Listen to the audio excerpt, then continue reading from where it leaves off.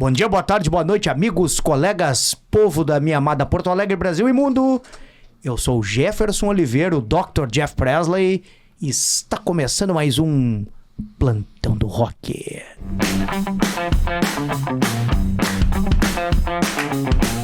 Hoje eu estou recebendo um novo velho amigo, como diz o meu velho novo amigo Jacques Maciel, o cara que eu tenho o prazer de estar conhecendo hoje, mas rolou aquele papo que rola sempre antes da entrevista e a gente até estava comentando músico com músico, parece que a gente já se conhece há 10 mil anos atrás. Cara, que eu, dentro de um projeto que a gente tem aqui de apresentar novas caras, não novas caras exatamente para nós que militamos nessa área artística, mas para o grande público em geral e principalmente para o público do Plantão do Rock. Hoje eu tenho o prazer de entrevistar o Poti Burke. Tudo bom? E aí, é Poti Burke? Poti Burke. Mas é Burke ou é Burke com CH ou CK? Eu acredito que é Burke. Burke? Porque é alemão, de origem alemã, né? Então, como se fosse... É a mesma lógica do Bach. Ah! Né? É o que me disseram. É B-U-R-C-H. B-U-R-C-H. Burke. Burke. Mas, uma coisa que a gente também vinha comentando e que se vocês observarem tá mais raro, o Poti decidiu utilizar o nome artístico Poti, simplesmente Poti. E uma coisa que a gente tava conversando, né, Poti, que hoje em dia, principalmente, poucos artistas utilizam um nome, ainda mais um nome mais curto, né, porque 4 letras, Poti. E quando tu te lançou na carreira artística, e nós vamos voltar um pouquinho antes para tu nos falar das influências, mas como é que tu decidiu por, primeiro, utilizar o teu próprio nome? Muitos artistas aí utilizam outro, Jeff Presley. E por fazer essa simplificação, assim, Poti. Eu comecei querendo muito ter banda, né? Sendo um devoto dos Beatles, né? Eu queria ter uma banda, eu queria ser os Beatles, eu queria ter um quarteto ali, 2 guitarras, um baixo, uma bateria. Foi assim que eu comecei. Eu tive uma banda enquanto eu fazia outras coisas, assim, estudava com um amigo meu lá de Cidreira, que eu conheci lá na praia. E a gente formou uma banda e tocamos um tempo, uns 3 anos, assim. E a minha ideia era essa. Aí depois a banda acabou, eu fiquei meio assim, né? Tu dos Beatles, tu tinha algum que tu queria ser, assim, que tu te espelhava e dizia, eu queria ser esse cara aqui?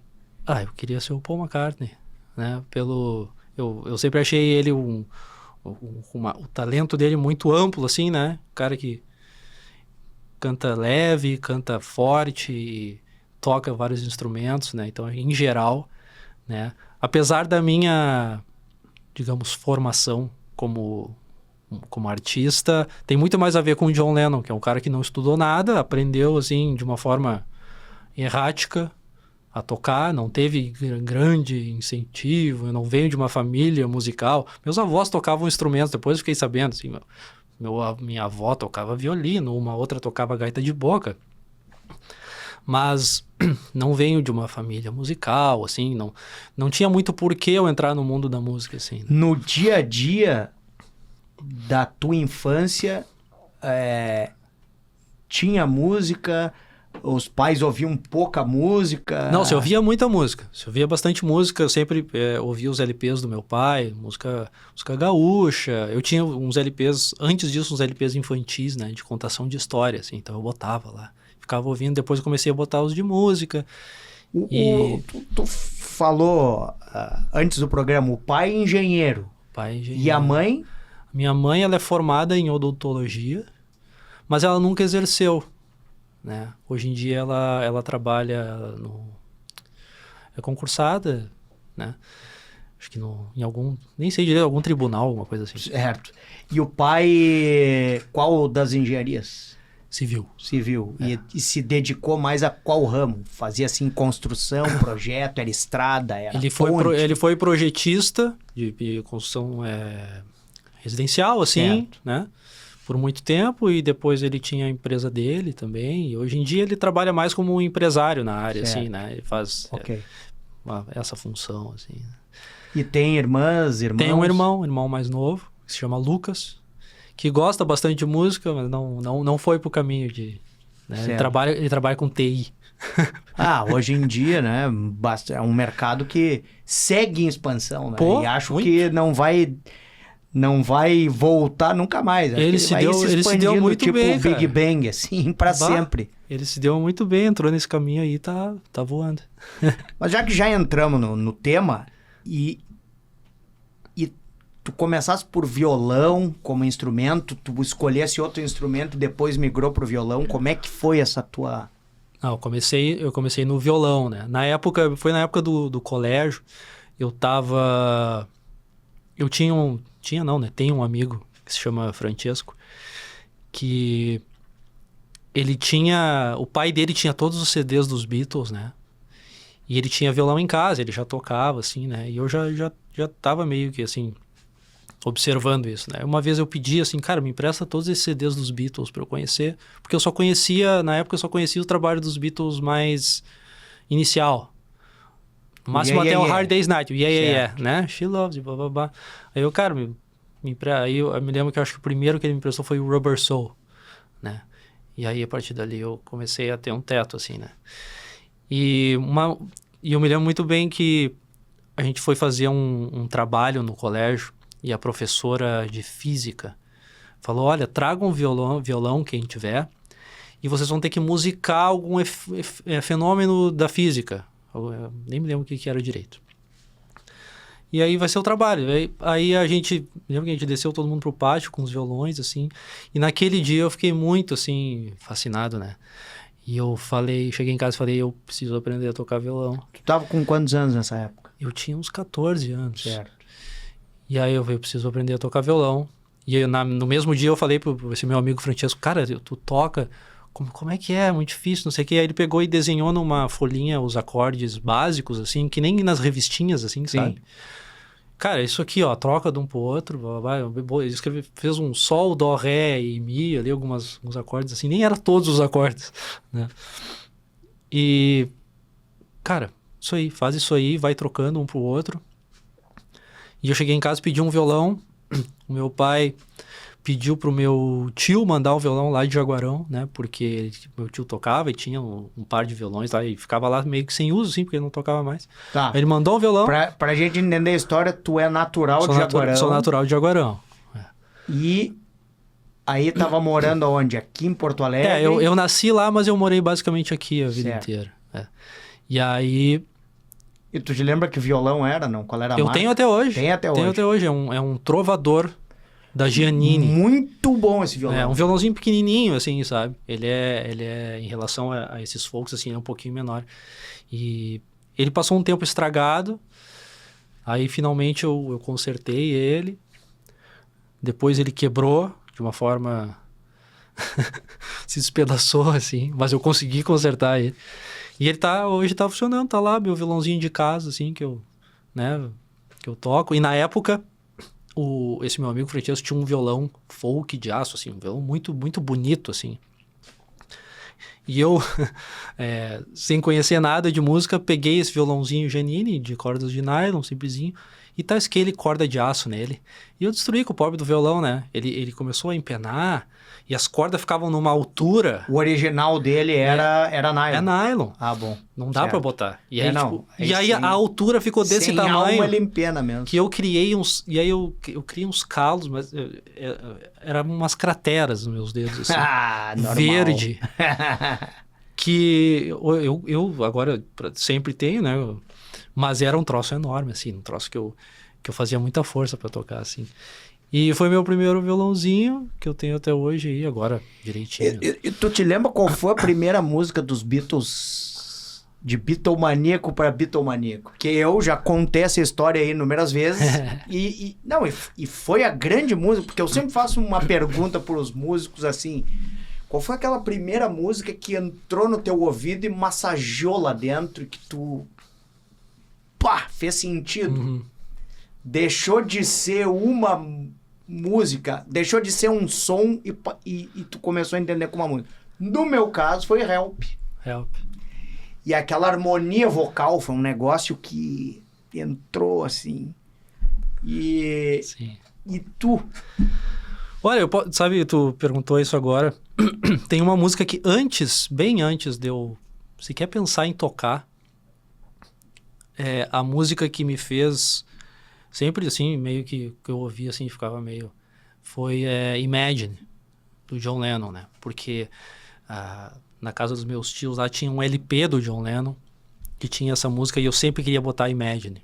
Eu não queria nem saber das outras músicas do John Lennon, que são muito boas, mas eu não queria saber, eu queria ouvir Imagine. Foi a primeira música que me deu um certo teto, assim. Mas quando eu comecei a tocar, eu já estava tocando, eu acredito que foi Something, do Abbey Road, né? Eu vou contar uma coisa do Imagine do John Lennon. Comigo, tu vê como tem esse negócio da memória emocional, né? Comigo é exatamente ao contrário. Eu tenho uma certa aversão, assim, ao John Lennon. Sério, eu vou contar, olha só que coisa louca. Porque a minha mãe tinha um disco do John Lennon que tinha várias músicas dele ali, uma pequena coletânea naquela época, LP de 13 faixas. Sim. E que tinha Imagine. Imagine, eu acho que era a que ela gostava mais. Só que bem nessa época que eu ouvia, que ela colocava na hora do almoço esse LP aí, desculpe, era inicinho da década de 80, que foi um período que o meu pai foi para Marabá, no Pará, se mudou para lá como engenheiro para tocar o projeto Carajás.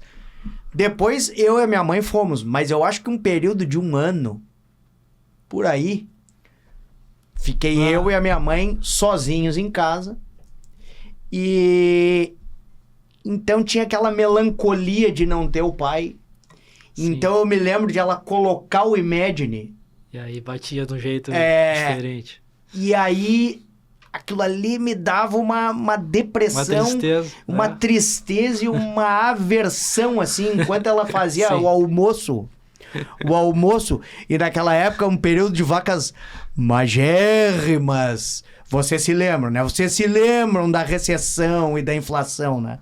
Então ali, ó, era um tomate e um miojo, pai longe e ouvindo Imagine.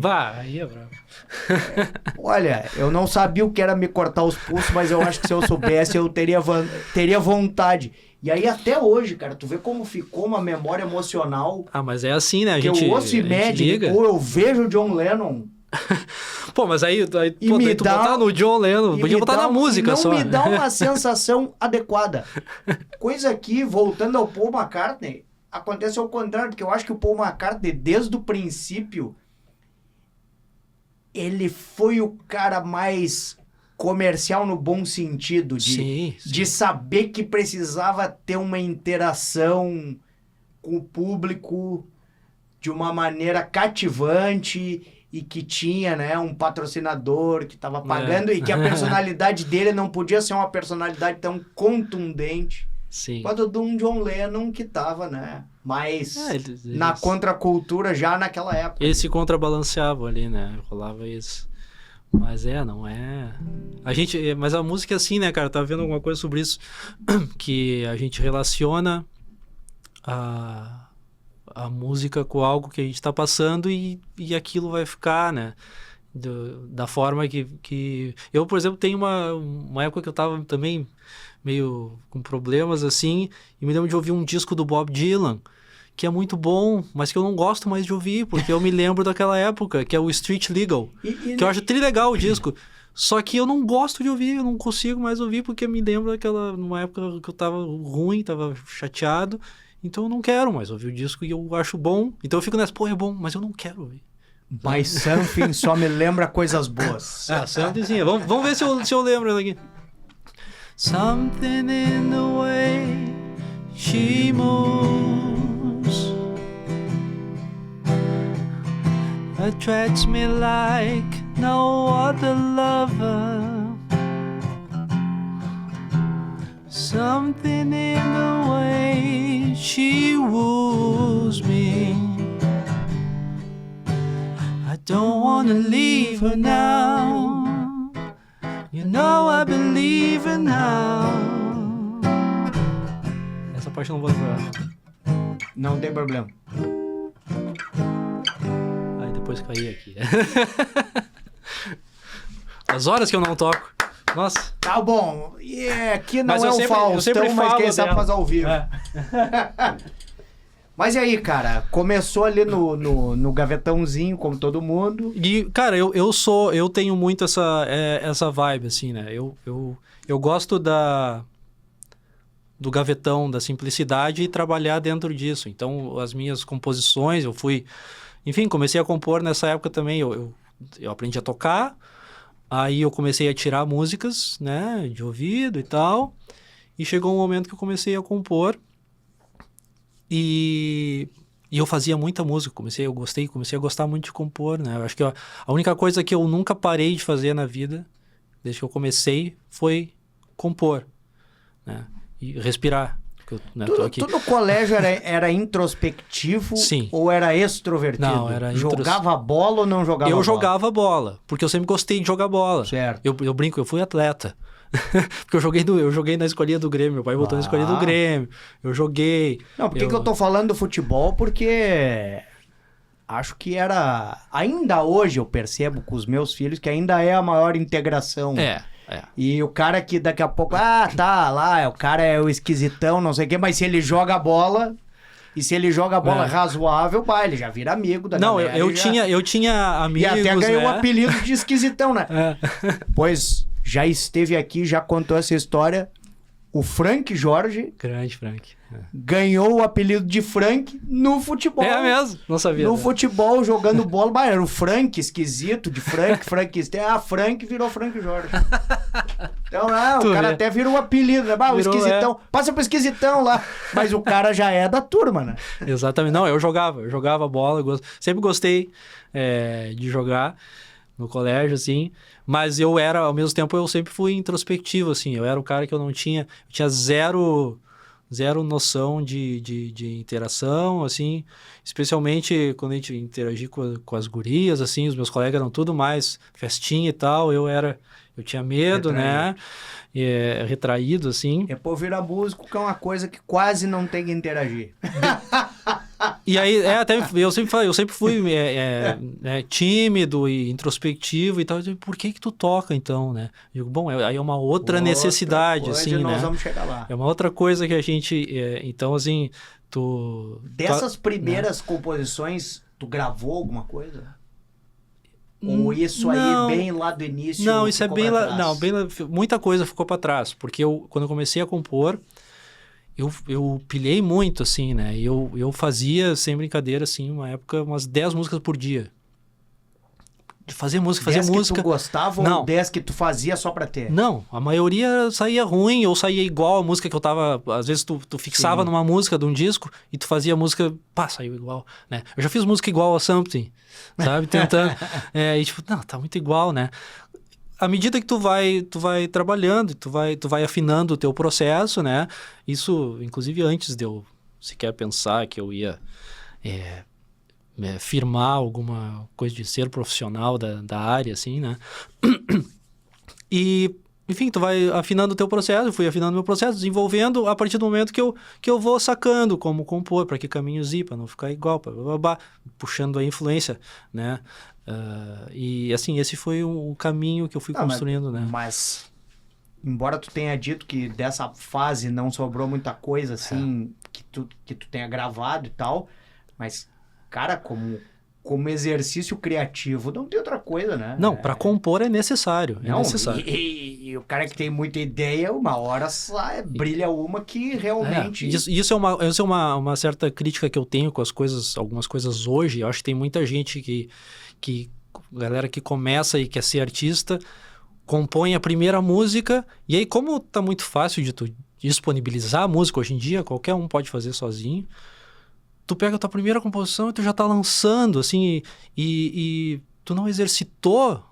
Eu só fui, sei lá, quando eu lancei a primeira música, quando eu tinha banda, a gente lançou um disco, eu já tinha feito uma centena de músicas, sabe? Que eu descartei, assim. E hoje, então, eu tô mais perto da centena de músicas lançadas. Centena de milhares. Sabe? Mas tudo bem, mas e aí, nessa fase que nós estamos falando da adolescência e tal, tinha, na nossa época, né? Agora tá mudado, mas tinha um deadline da vida do cara que se chamava vestibular. E tu pensava assim, não, eu vou ser músico, ou tu pensava, eu curto muito, queria muito, mas não vai dar e vou fazer vestibular para tal coisa. Qual era a tua ideia nessa época? Eu não fazia ideia de que era possível, assim, sabe? Eu nunca não se falava, acho que não se fala de que caminho tomar para isso, ou é só tipo, tu ir para uma faculdade de música. Mas aí era uma outra coisa, né? Acho que nem tinha cursos de música popular na época, que hoje tem, né? Então, para mim, assim, era mais assim, eu tinha uma banda e a gente começou a tocar e eu tinha umas músicas e a gente foi gravar e fazer show, mas não tinha uma coisa assim, esse é um caminho profissional a ser tomado, não. O que tu imaginava nessa época? E principalmente o pai, um engenheiro. Engenheiros geralmente têm um pragmatismo maior. Primeiro curso que eu fiz. Uma objetividade. Primeiro curso que eu fiz. Eu saindo do colégio, eu fiz 6 meses de engenharia civil na PUC, mas eu queria fazer na URGS porque é muito caro na PUC, né? O meu pai já queria, não, porque eu pago, não sei o que, tipo, não. Aí fiz 6 meses de cursinho e passei na URGS. Mas tomei uma surra, né? Não consegui, assim, sabe? Me dediquei, mas aquela coisa, assim, tu não tem Aí tinha pessoas que entravam, assim, na primeira prova de cálculo, tiravam 10, e eu suava sangue para tentar passar numa cadeira, sabe? Chegou um momento que não deu mais, assim, né? Mas foi o primeiro curso que eu fiz. Mas nessa época, a banda tava atuando, tinha já uma agenda que... Quando eu entrei na URGS, eu tava começando a banda. Né? Aí na mesma época, como era o nome da banda? A banda se chamava Ateipsis. Ateipsis. Era um nome esquisito também. E tocava que tipo de som? Era rock ou era mais rock. MPB? Não, a gente fazia covers de Rolling Stones e de Beatles, escolhia algumas músicas, mas a minha vontade sempre foi tocar as minhas músicas, né? Sempre foi. Então eu tinha umas composições, mostrei pros guris da banda, a gente resolveu gravar. Eu não tinha tanta composição na época, né? E fomos indo, fomos fazendo show. Na época tinha um bar aqui, o Dr. Jekyll, que recebia muitas bandas locais e tinha uma cena mais viva, né?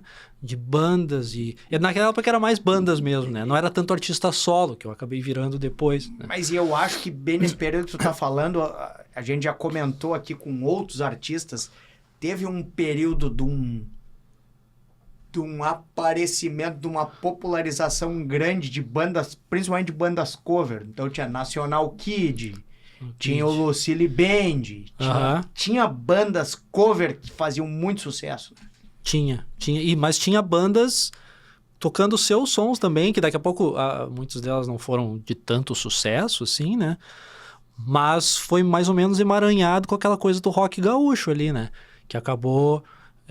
surgindo assim essas bandas, o Bideobaldi, a Super Kids num nível menor. Acho que foi na sequência disso. Foi na sequência disso, e tinha muita banda, muita bandinha. E essa galera foi se juntando. Eu me lembro de ir a show e ver eles, assim, sabe? Armandinho. De ver essa galera, assim, de vamos no show e tal. E a gente ia nos shows, sabe? Tipo, vai ter show da... Até o Andrew, que era do Super Kids, hoje toca comigo. Eu falei, cara, eu te vi em um monte de show naquela época lá. Fui em vários shows da Super Kids. E da Pública, que é uma banda que eu achava legal.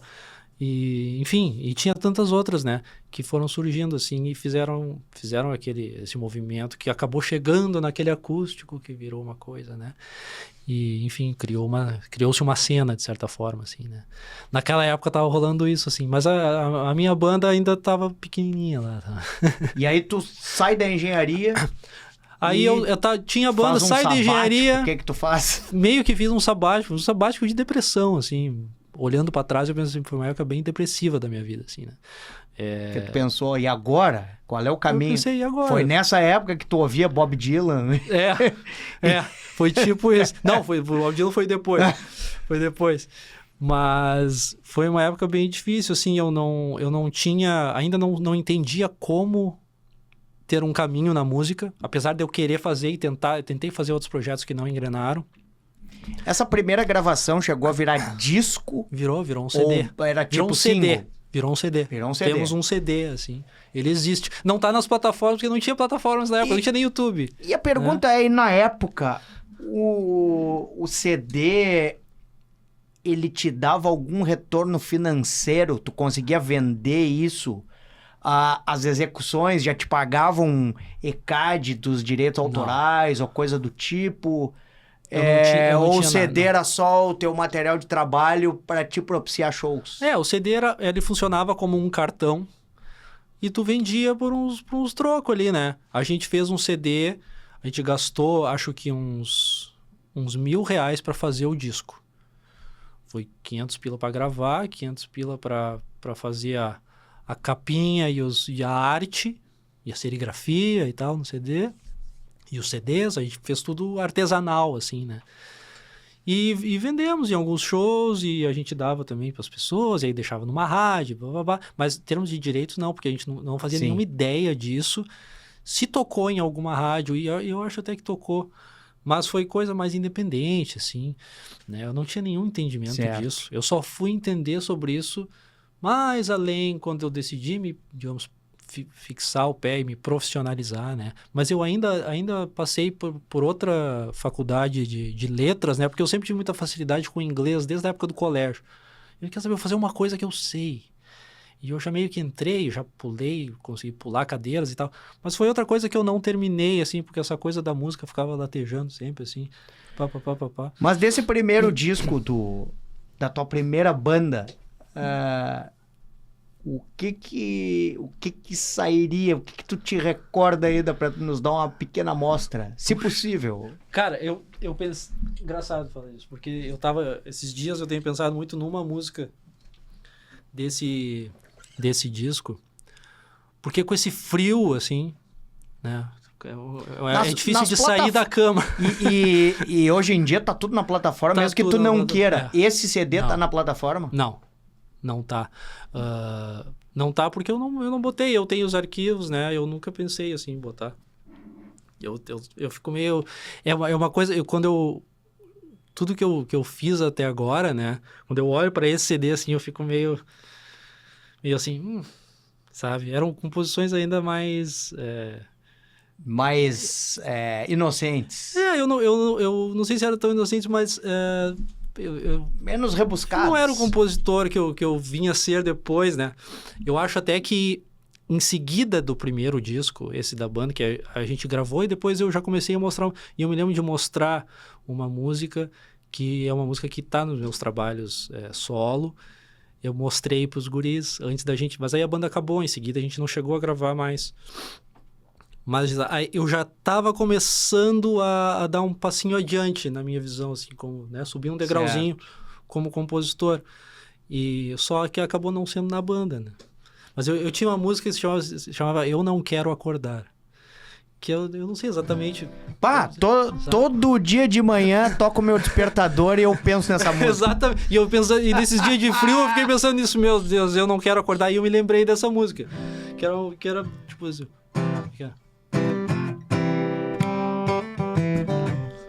Se o dia amanheceu, mas ainda está escuro, vou ficar na minha cama e dormir.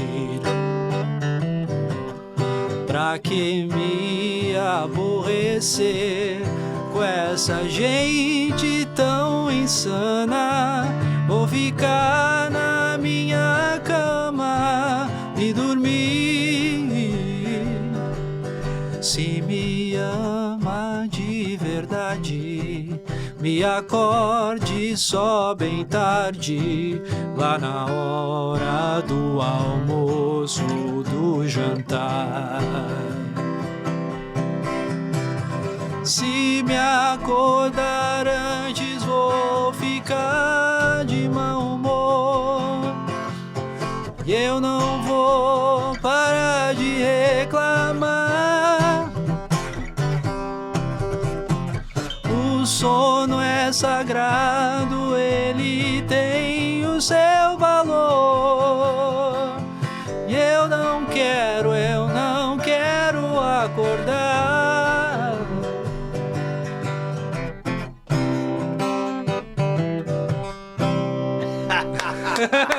Vai, Agora, com o plantão do rock, esse vai ser um sucesso. Ele tem que ir para as plataformas, como diria aquele outro apresentador, sucesso. Pô, mas e aí, não queria acordar, tava fazendo letras, chegou a pensar assim, tá, música profissional não vai e... Cheguei. Cheguei a pensar, larguei... Nunca parei de compor, como eu falei, foi a única coisa que eu nunca parei de fazer, e de curtir música, de ouvir música e conhecer bandas e tal. Mas não imaginava que ia ter uma sustentabilidade da parei. coisa. Na época da letras, especialmente ali, depois que eu larguei a engenharia e entrei na letras, eu larguei, eu não tinha banda, eu não estava tocando na noite, a única coisa que eu estava fazendo era compor, né? E apesar de eu ter curtido, né? E tu tinha te aprofundado na parte da teoria musical? Não. Tu já tinha ferramenta suficiente que te permitisse explorar o que estava na tua cabeça e fazer o que estava na tua cabeça se materializar? Eu nunca busquei me aprofundar demais na teoria, né? Aquela coisa que eu falei que eu sou meio John Lennista nessa linha, assim, de ser...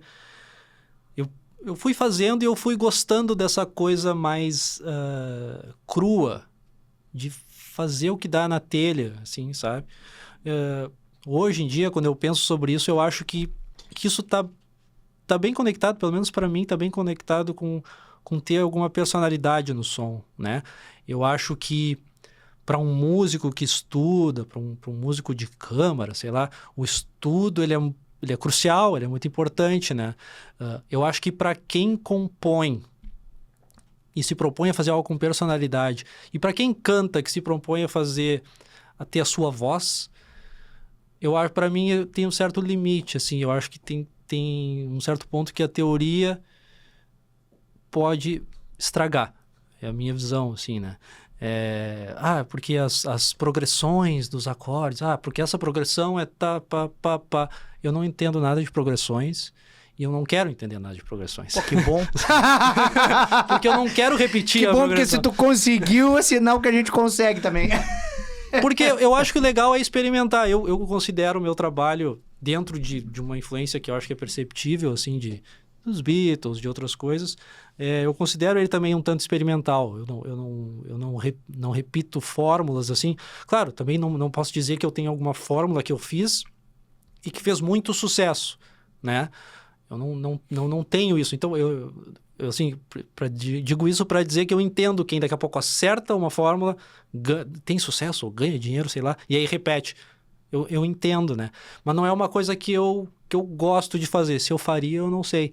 Mas eu gosto de seguir o que as minhas composições estão dizendo, né? Porque eu sinto que eu estou cada vez mais indo para dentro em termos de composição, né? Tu começa falando sobre amor, e sobre a vida, e sobre a guerra, e sobre não sei o quê. E eu me sinto cada vez mais falando sobre a minha infância, sobre o meu veraneio, sobre a minha família, sobre os meus problemas. Vamos né? chegar lá. Mas e quando é que a música te dá um bumerangue e volta? E diz assim, tá, dá pra viver de música e o caminho é esse aqui. Olha, isso eu acho que eu nunca pensei. Dá pra viver de música. Porque não dá. Isso aí vai dar um corte. Não dá. Não dá. Infelizmente, o contexto... Música autoral, tá? Tô falando de música autoral, que eu foco em música autoral. Já fiz cover, bar, né? Mas eu não tenho feito. Eu, desde antes da pandemia, tenho gostado de focar no meu trabalho autoral. Agora, viver disso não dá. Tu tem que achar um outro jeito, assim. Ou tu tem que ter um outro emprego, ou tu tem que dar aula, ou ter projetos cover, porque o cover tu consegue vender um pouco melhor no nosso contexto, né? Enfim, alguma coisa tu tem que fazer nesse sentido, ou... Enfim, o que tu conseguir fazer. E eu digo, faça, porque se tu te afasta da música, é aquela coisa que a gente estava falando. A música, ela te persegue para sempre, não tem. Então, né? Mas e o bumerangue? O bumerangue... Que ano era? Para começo da conversa, pra gente se situar no tempo. Puxa vida, que ano? Deixa eu ver. 2000 e... Acho que era tipo 2010. Tá, certo. Me lembro que em 2010 eu fui num show do Paul McCartney. Primeiro show dele aqui, né? Foi em 2010. Lá no Beira-Rio. E fiquei muito feliz, né? Fui lá, eu e meu irmão, fomos na... Gastei todo o dinheiro que eu tinha pra ir na frente, né? E foi muito legal. E na época eu tava balançando, assim. Eu tava... Apesar de eu não desgostar das letras, porque teve várias coisas legais, assim, de literatura estrangeira que eu não conhecia, que eu conheci, foi legal. O inglês eu já tinha uma facilidade, eu pulei muitas cadeiras, ficou meio sem graça. Mas tinha que fazer short story. Mas tinha, Pois a doutora Carmen Oliveira, minha mãe, antes de ser médica, se formou em letras. Olha aí. E eu, então, criança... Então, você agora vai fazer sentido. Criança, né, bem pequenininho, tinha 5 anos, pai longe... Almoço, miojo e um tomate. Imagine na vitrola. Imagine na vitrola e mãe fazendo a interpretação das short stories. Era realmente... Eu não posso gostar do John Lennon. Cara, isso aí... tem seus aspectos bons e ruins, né? Mas tive acesso a Shakespeare, coleções originais. Exatamente. Eu conheci autores que eu acho que eu não conheceria. Dostoiévski, Dante Alighieri, enfim. Várias coisas que eu gostei, sabe? Mas eu comecei a balançar, assim, né? E chegou uma hora que, assim, Não dá. Eu tava começando a me sentir assim, meio que entrar em depressão de novo, assim, né? Não que eu nunca tive um diagnóstico, assim, sabe? Eu digo depressão porque eu acho, olhando pra trás, assim, eu acho que eu tava entrando naquele... Tem a ver com bad moods. Bad moods muito constantes, assim, né? E aí eu até me lembro que uma vez eu tendo uma conversa com a minha mãe, assim, e eles sempre tiveram muito receio, né? Dessa coisa de eu querer ser... Mas chegou, acho que era um Natal, eu falei assim, chega. Não aguento mais ficar estudando essas coisas. E eu vou procurar esse caminho da música. Aí que eu comecei a pensar mesmo, qual é esse caminho, né? Pra ver se ele existia. Ele não existe. Existe, não é? Que a gente trilha esse caminho, eu digo esse caminho no sentido... de financeiro da vida, de ser do trabalho. De estável, a sociedade estável. não considera como um trabalho mesmo, assim. Mesmo às vezes quem trabalha no meio não considera como um trabalho, né? O artista normalmente não está no orçamento. E deixa eu contar pra galera, dar um foco aqui, deixa eu contar uma coisa pra galera que acha que vai te chamar pra cantar uma meia dúzia de músicas e que tu vai porque tu gosta. Mas o músico tem que pagar o supermercado igualzinho a quem acha que aquelas 6 musiquinhas ali ele vai porque ele gosta. É tudo igual, a gente vive no mesmo mundo, né? A gente vive no mesmo sistema. o ideal seria a gente poder ir tocar pras pessoas. Mas as pessoas pensam isso. Penso. Vou chamar o cara, mas não quero um show. Eu quero que o cara vá lá e toque 3, 4 músicas, e aí, ele vai com prazer, porque ele gosta, ele faz isso, ele gosta. Sim. Ele gosta, então vai lá, faz. Pra quê? O dinheiro não alimenta a alma. Né? Mas, enfim, né? E quando é que a coisa... Aí eu... Não dá, na época eu tava bem distante, assim, das pessoas que eu conheci na música, assim. Aí eu voltei a falar com um amigo, que é compositor também, o João Hortácio, que ele também cursou letras, né? Ele terminou. E ele tinha uma banda, na mesma época que eu tinha banda, né? O irmão do batera dele era guitarrista da minha banda, então a gente tinha uma relação ali. E voltei a falar com ele, conversar. Na época tava se criando um coletivo de compositores aqui em Porto Alegre, que se chamou Escuta. Ah, claro, o Saulo Fitz falou disso aqui. Sauleza. No... Conheço muito bem o Sauleza. Ali no Renascença se apresentou. Teve no Renascença, teve na Casa de Teatro, teve várias apresentações, né? Foi um coletivo, assim, que a galera buscou se juntar A gente se juntava, se encontrava, né? E fazia uma roda e cada um mostrava uma composição. Aí daqui a pouco fazia um outro churrasco. E aí começou a chegar mais gente junto. Teve apresentações, chamou até uma atenção. A gente deu entrevista pra 0 Hora, coisa e tal. Foi bem legal, né? Porque Porto Alegre estava bem deserta de qualquer coisa, assim, né? Tinha passado o hype das bandas gaúchas, né? Que voltou, mas tinha dado uma passada, eles continuavam tocando e tal. Eu falo bastante sobre isso, eu conheço vários deles hoje, são, né, gente muito boa. E a gente conversa sobre essas coisas, é legal de falar, né? Eles sabem muito enfim, o próprio Diego que teve aqui, né? Pai do parceiro.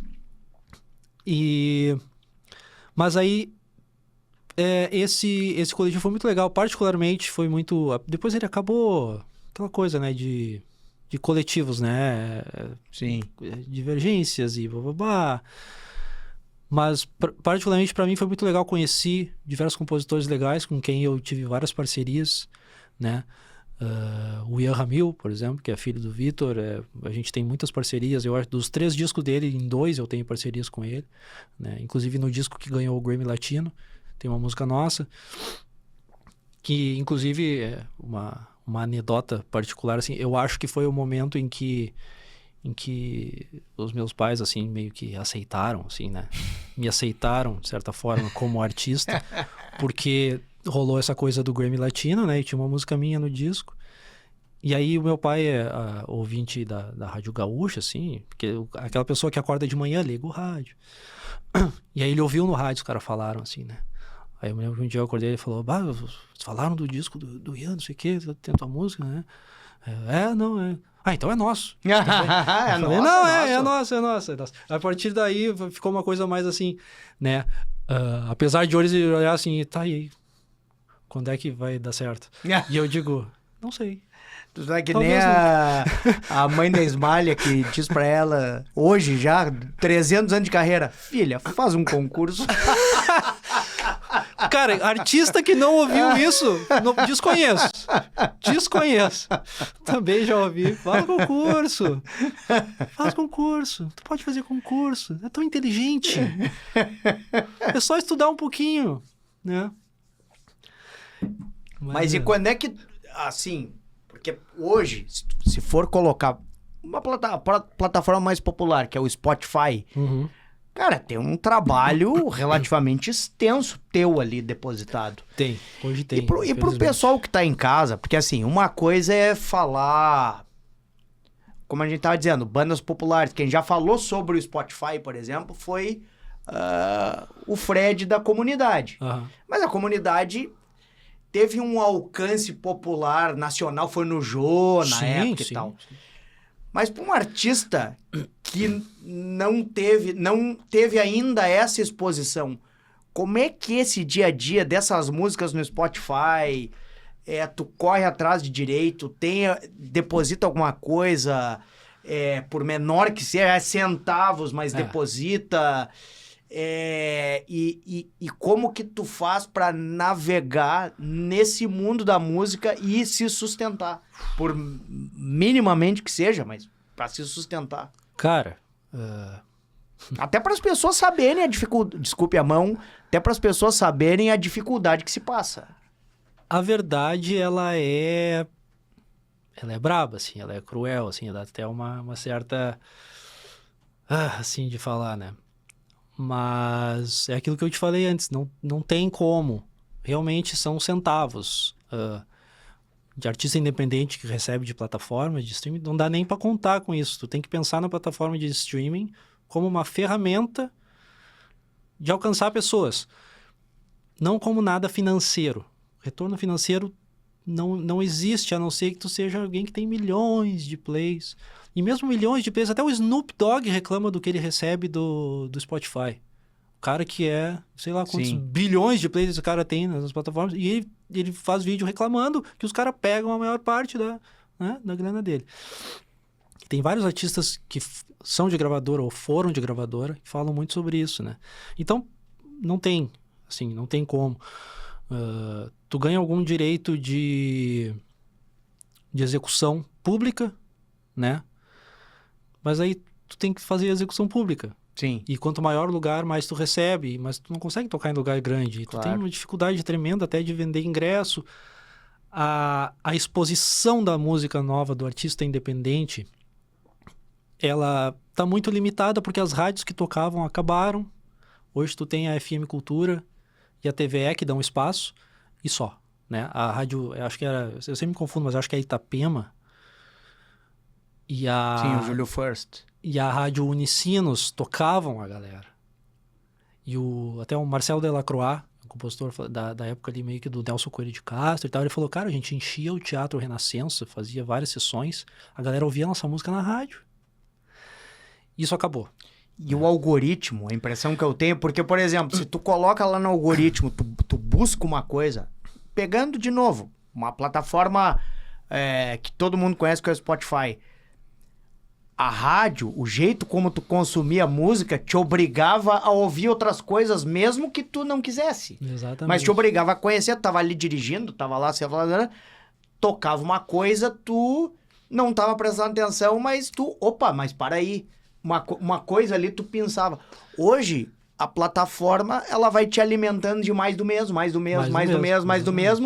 e vai cerceando quem não conseguiu entrar naquela pequena ou naquela grande bolha. Exatamente.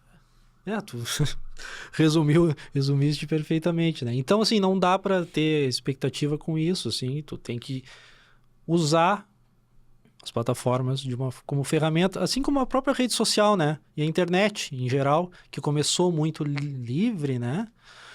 Mas já não é assim. Qualquer avanço que tu queira ter, ele tem que ser comprado.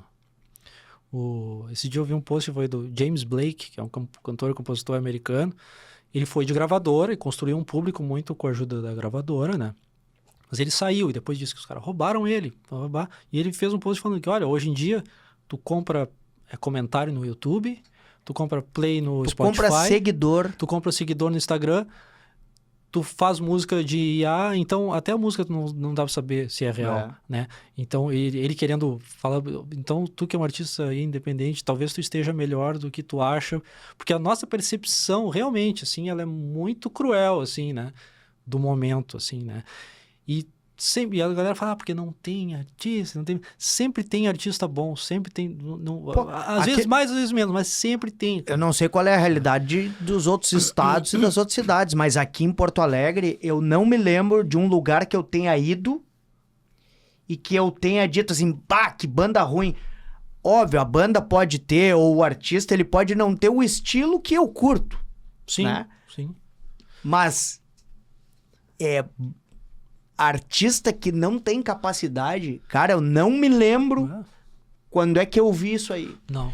Porto Alegre, pelo menos, que é o mercado que eu conheço, cara, tem muita gente muito boa, fazendo som muito bom, e se depender de mim, vou trazer todos aqui. Isso aí, eu sempre falo, né, que cada cada espaço que se cria que traga música independente, assim, em geral, é importante, assim, né? A galera vai se alimentando disso, e vai, faz um... É legal, tu faz um podcast, faz um show, blá, blá, blá.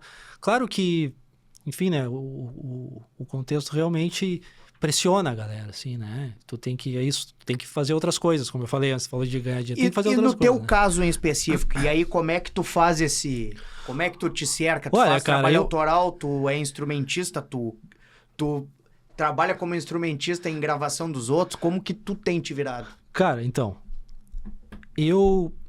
quando me profissionalizei lá atrás, né, de lá, foi ali, o Escuta começou, acho que era 2011, 2012, e ali eu comecei, gravei meu primeiro single, fui indo. Naquela época eu pensei, eu vou focar nisso aqui, e eu pensei bastante, assim, eu sabia que eu ia ter que construir, né, então eu tava morando na casa dos meus pais, e eu sei que eu vou ter que ficar aqui mais tempo do que a sociedade normalmente aceita, né, eu sei que talvez certas coisas na vida, talvez eu não vá ter, como, sei lá, um relacionamento estável, ter filhos. Por acaso eu tenho uma filha, né?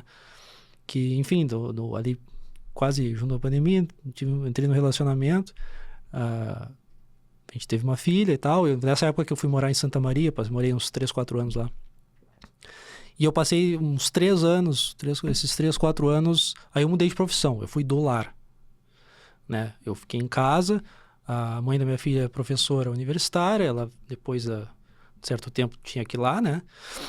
Então eu fiquei em casa com a minha filha e depois que desde o ano passado que eu voltei a ser artista, passei uns anos só nessa, né? E aí eu voltei para Porto Alegre e voltei, estou na casa dos meus pais, porque eu não tenho condições agora de bancar alguma coisa fora. Gostaria muito, ainda não tenho. E essa é a minha condição atual. E eu tô reconstruindo, digamos, né? Aí voltei, fiz um disco novo e tô tentando reconstruir essa base. A pandemia deu um corte profundo ali na galera, né? E a pandemia, cara, tem um reflexo da pandemia que eu não tô falando nem... em relação à classe artística e ao divertimento ou... Tô falando em relação aos hábitos. Eu também sou preceptor de residente. E o público jovem, não no sentido de público que vai ouvir, que vai num show, que vai ouvir uma audição, mas me interessa o pensamento jovem, o que... Então eu questiono muito eles para saber como estão os hábitos. E é uníssono que no pós-pandemia as pessoas se tornaram mais avessas a sair. Ah, sim. E de certa forma, pelo que eles me descrevem, jovens se tornaram mais avessas a fazer conexões umas com as outras fora das plataformas digitais. Então, grosso modo, as gurias comentando que se vão numa festa, ou se vão num pub, ou enfim, guris não chegam mais nas gurias para conversar, para, sei lá, para interagir. Uhum. Então, cara, fatalmente, quem vive do entretenimento acaba sendo vítima desse novo comportamento que a gente tá vivenciando, né? Eu acho que se eu fosse falar alguma coisa boa sobre isso, né? Já que a gente às vezes tem tanta coisa meio assim, né? Pra falar, é que pra mim, assim, foi exatamente isso que cresceu de importância. O presencial, né? Por mais que seja... Eu tava falando pra um amigo meu que... Cara, eu fico super ansioso antes de um show, dias antes do show. Na hora do show eu me sinto super bem. Depois do show eu já tô ansioso de novo. Pra tu ver a importância, e eu sinto assim a importância, cara, como é bom. Mesmo assim, eu tive um show que eu fiz pra Voz e Violão num lugar pequeno, Não foi quase ninguém, mas eu me senti muito bem tocando, sabe? E eu falei pra ele, cara, eu me senti muito bem, apesar dos pesares, né?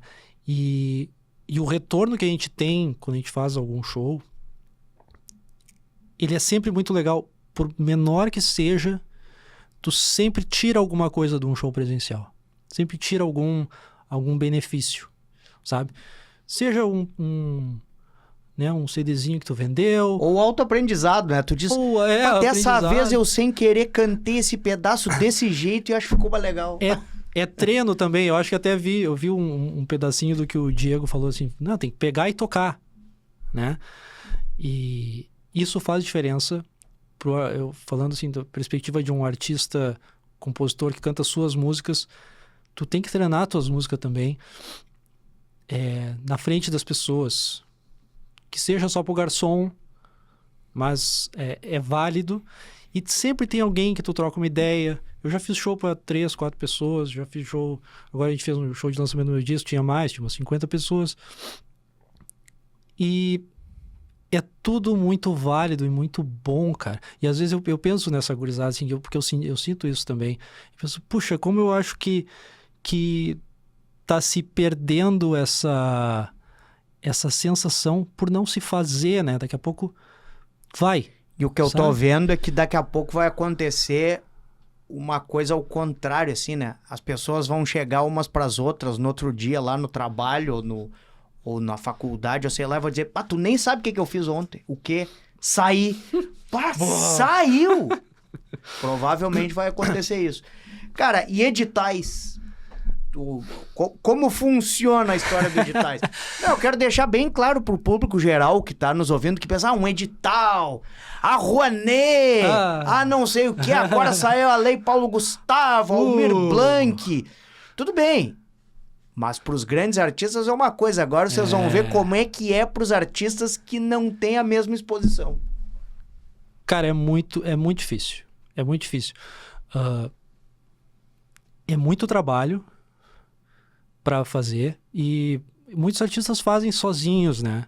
Eu já fiz, quando fiz sozinho, porque a gente não tem dinheiro para contratar um produtor daqui a pouco para fazer. Aí tu vai e faz. E é um catatal de papel que vocês não imaginam.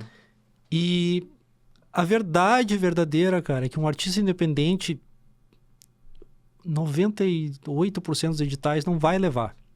Então, assim, é uma quantidade enorme de pressão psicológica, assim, né?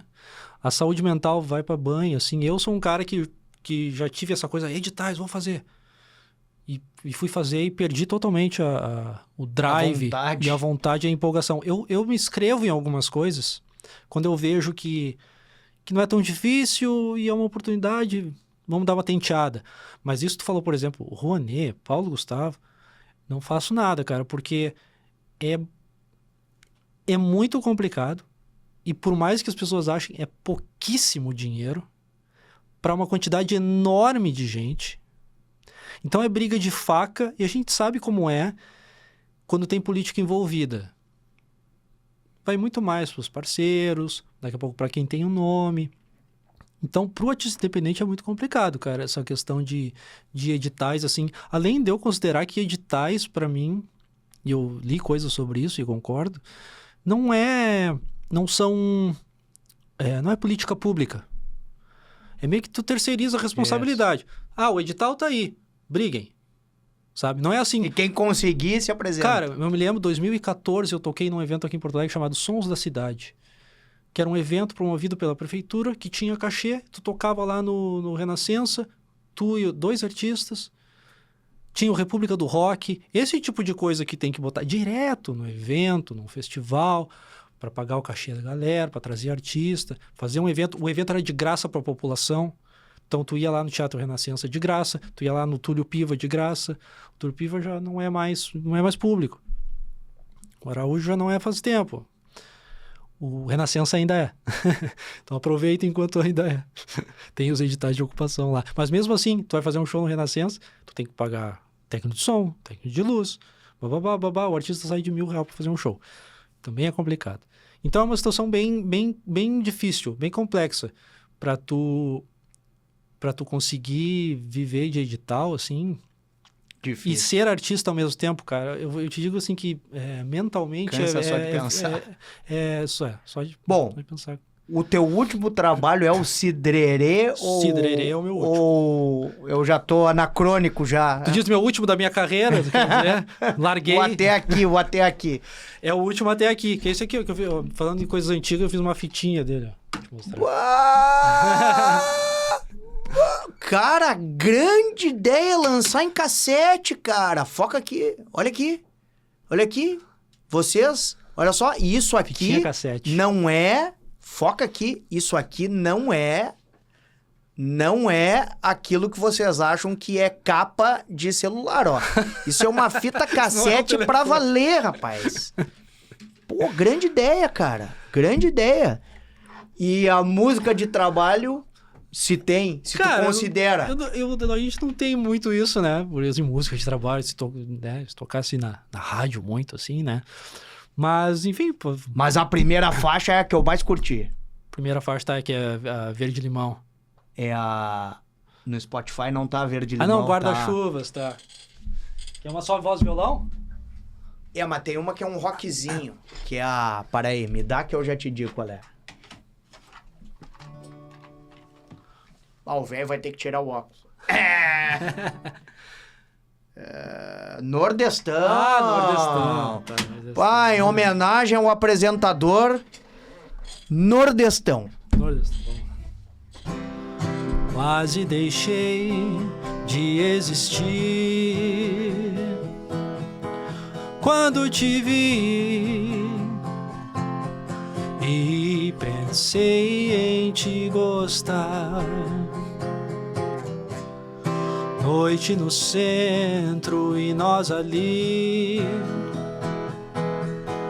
Foi quando eu vi Plantão do Rock. pela Interpraias me deixar. Eu não sabia o que fazer.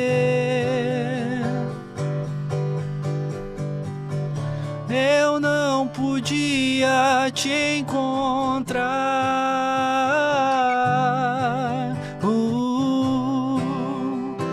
Vento nordestão, leva essa canção com gosto de sal.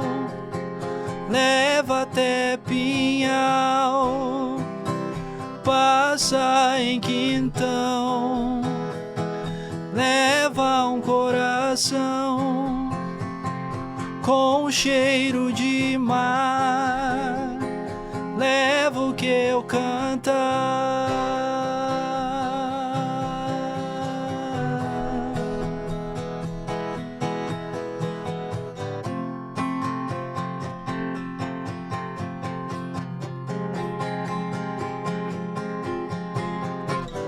Eu só queria ser feliz,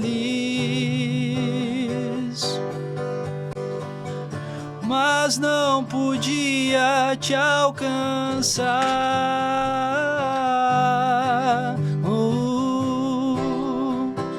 Vento nordestão, leva essa canção com gosto de sal, leva até Pinhal, passa em Quintão, leva um coração com cheiro de mar, leva o que eu cantar.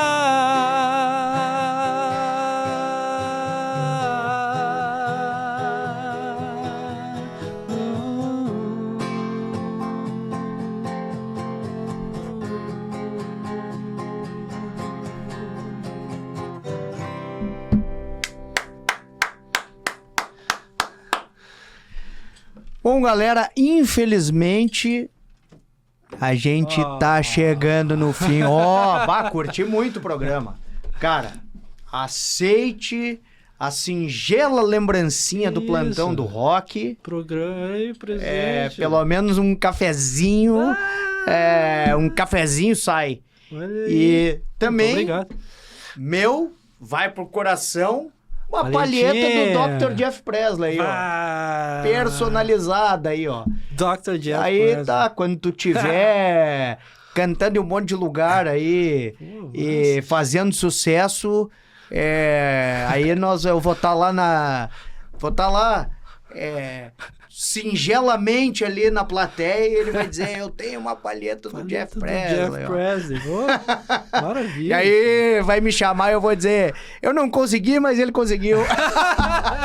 O primeiro que conseguir, chama os outros, velho. Chama pro Velho, barco. tá. Quem quiser adquirir a fita cassete, É assim, ó, fitinha feita artesanalmente, né? E...